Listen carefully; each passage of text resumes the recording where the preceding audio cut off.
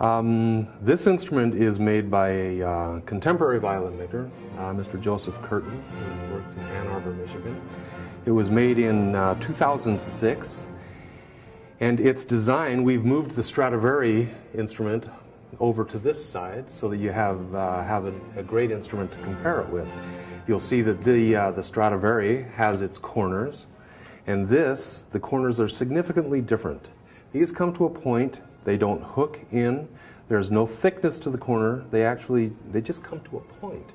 This is the old gamba style corner, and it's very simple. It's very elegant, and he still has purfling all along the edge, but instead of being 3 strips of purfling, three strips of wood laminated together and inlaid, he has 1 strip of wood coming around and has inlaid it, simplifying the design even more. It's it's gorgeous, really. It's beautiful, and he also goes back to the old F holes, which are at this stage they're not F-shaped, but in the gamba days, they had sound holes which were curved like this, but had lobes on the inside, or actually on the outside of this. He has eliminated those lobes. Now on the Stradivari model, you see that the one lobe, the lower lobe, is turned out. But what they have done here is they have turned that lobe in. They have made the curve go in rather than continuing it out. But with this design, it carries from this curvature of the C-bout very nicely. You see echoes, you see ripples of design going on, and it's stunning. But the bridge design on the Curtin is as simple and direct as the design of the instrument.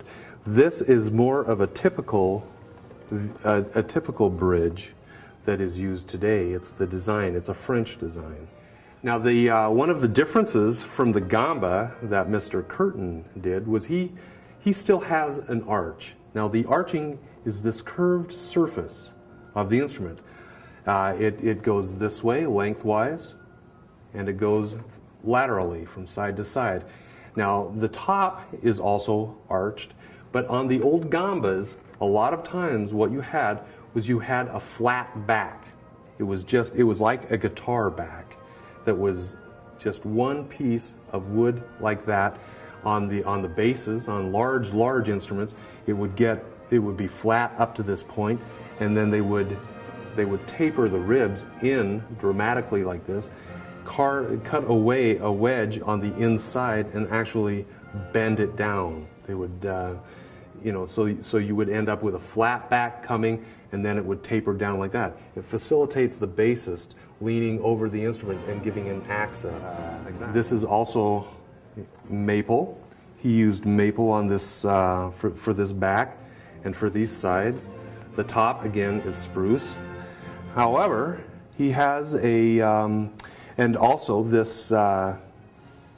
It's not quite a scroll. It's a very avant-garde design. It's an interesting design. He has stabilized it by carving this ball and having that hold it all together and flared it out very nicely. Very, very pretty. This is a piece of maple, but if you will notice, this line right here, this line coming across here and across the back here, and if you look closely, you can see the line coming up here.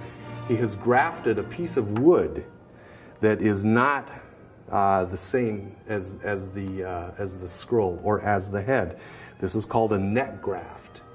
A lot of instruments, most instruments that were made before 1850 will have a neck graft in them because the necks were originally shorter. So in order to make them long enough for a modern setup, they would cut the old necks out and they would graft them in this manner. What Mr. Curtin has done is he has used a different kind of wood for the neck. Rather than using maple, it looks like a mahogany. And rather than having ebony for the fingerboard, this is actually, I'm not sure if it's lacquered, but it is definitely colored and varnished, sealed in there. But you'll see that he continued the use of this neck all the way down. This is one piece from here to here, whereas on a standard setup, you have the neck that stops right here at the dovetail, where it's joined to the top. This one continues all the way down. He has the playing surface as the same piece of wood as the neck, rather than a laminated piece of ebony on there, and has painted that. So it's very interesting, very interesting. And this is a modern design that is, you know, kind of on the cutting edge. It's retro, but it's not.